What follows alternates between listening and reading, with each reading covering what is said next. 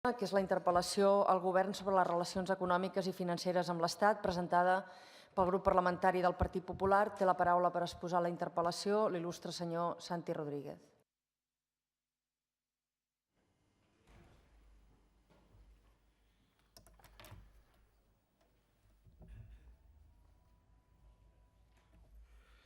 Gràcies, presidenta, diputats. Honorable conseller, bon dia. Hem presentat aquesta interpel·lació amb la intenció d'intentar fer un debat.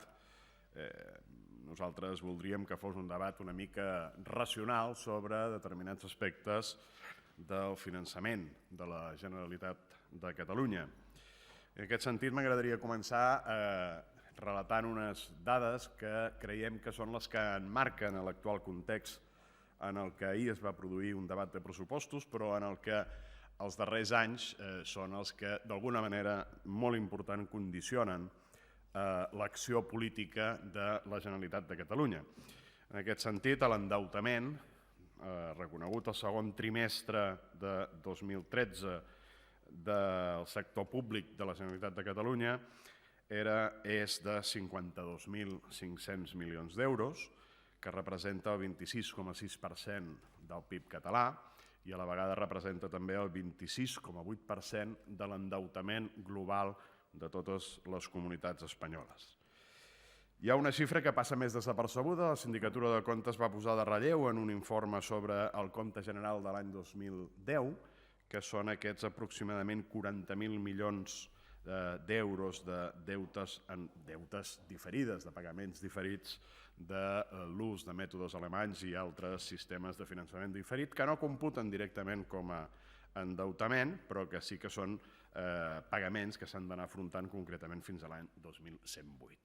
Tot això comporta unes despeses anuals importants. En els pressupostos del 2014 veiem com els pagaments diferits pugen a 727 milions, les despeses financeres del deute a 2.077 milions i l'amortització del deute a 6.825 milions. Això, tot plegat, fa un total de gairebé 9.700 milions d'euros que en un pressupost, insisteixo, únic i exclusivament sobre el sector públic, que és de 31.000, gairebé 32.000 milions d'euros, fa que un 30% de la capacitat d'ingressos i de despesa de la Generalitat de Catalunya estigui destinat a pagar factures que ens han deixat. Una part de responsabilitat, evidentment, la té el govern de Convergència i Unió. D'alguna manera s'han de finançar els dèficits que hi ha hagut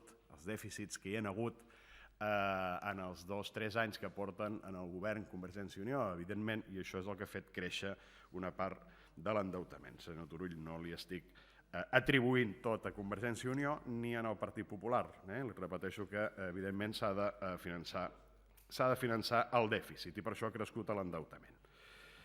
Aquest no és un problema. Aquest és el problema.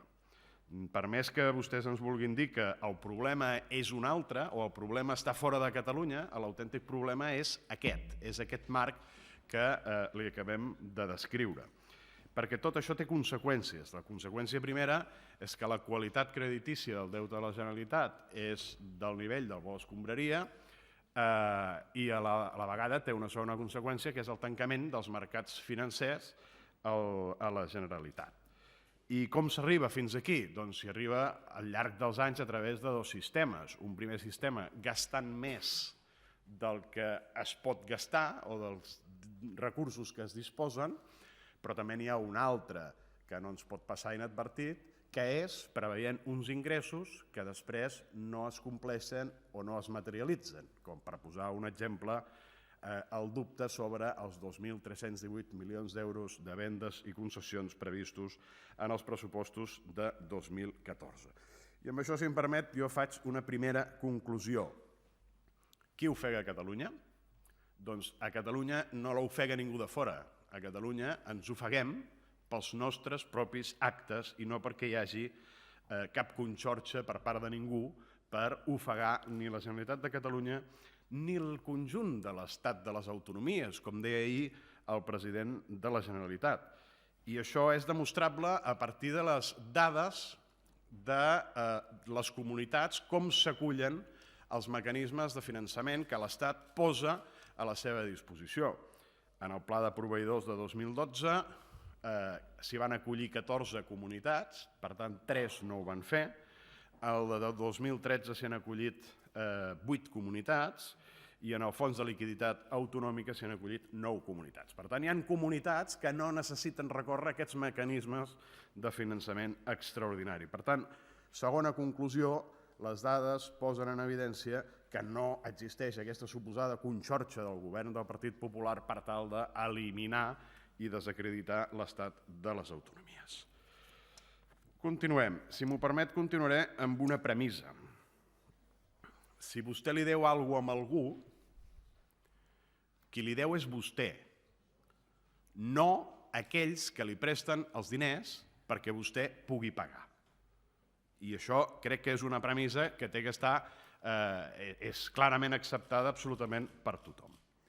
I en aquest marc, l'Estat ha posat a disposició de la Generalitat de Catalunya, com no podia ser d'una altra manera, ni esperen gràcies, però com a mínim el que tampoc no esperen és que se li tiri la cavalleria per sobre, quan l'Estat posa a disposició de la Generalitat de Catalunya durant els exercicis 2012 i 2013 gairebé 28 milions d'euros. Com?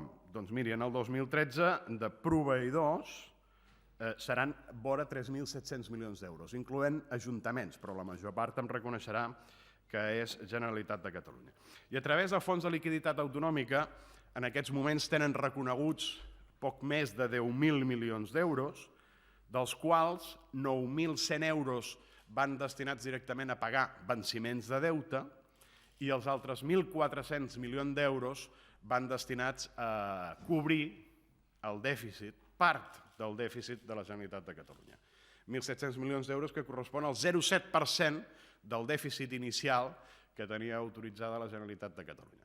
Evidentment, queda un altre escreix per acabar de cobrir la resta del dèficit i després li parlaré. Però m'interessa parlar sobre aquests 1.400 milions d'euros inicials autoritzats de dèficit, que vostès van cobrant a raó de 101 milions d'euros mensuals com a bestreta.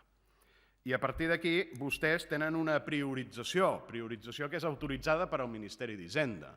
I en aquesta priorització crec que vostè ens ha de reconèixer que al mes d'octubre vostès tenien demanat l'ús d'aquests 101 milions d'euros en el mes d'octubre per pagar una factura de farmàcies.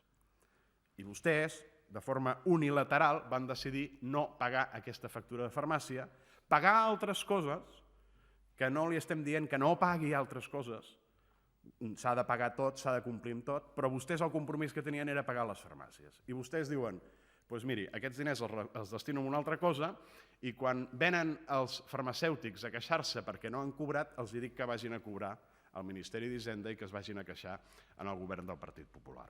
Escolti'm, això nosaltres entenem que no és ni molt menys una lleialtat.